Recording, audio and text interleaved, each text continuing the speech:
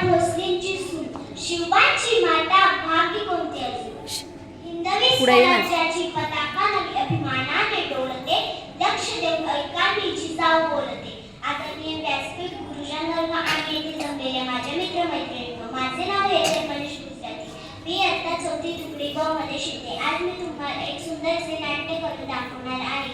सर्वप्रथम माझ्या नाट्याचे नाव आहे मी जिजाऊ बोलते. शिवबा ही सह्याद्रीची शिखरे नुसती दगडधोंड्यांची शिखरे नाही, ही आपल्या स्वाभिमानाची प्रतीक आहेत.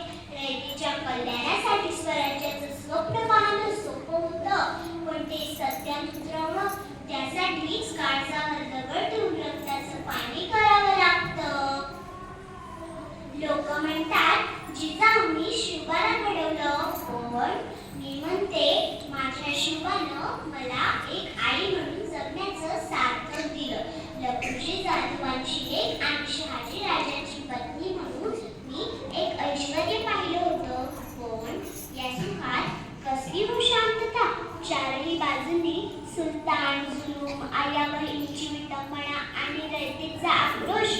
तेव्हाच मी ठरवलं होतं, माझा बाळ गुलामगिरीत जन्माला आला असला तरी तो गुलाम म्हणूनच मरणार नाही.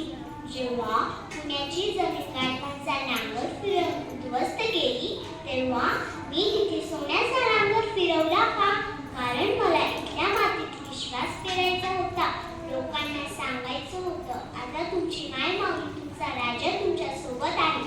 अन्यायाविरुद्ध लढण्याची जिद्द हेच शस्त्रापेक्षा मोठी असते. हेच मी शिवबाला शिकवलं.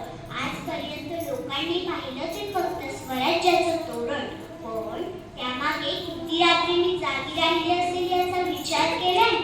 जेव्हा शिवबा अफजलखानाला भेटायला गेला तेव्हा काळजाचा ठोका चुकला होता, पण मी रडले नाही. कारण जर आईच डगमगली तर मावळ्यांचं काय झालं असतं. पदराचा शेर घट्ट धरून मी फक्त जगदंबेला साकडं घातलं होतं, आई माझ्या लेकाला यश दे, स्वराज्याला राख. आज स्वराज्य उभा आहे.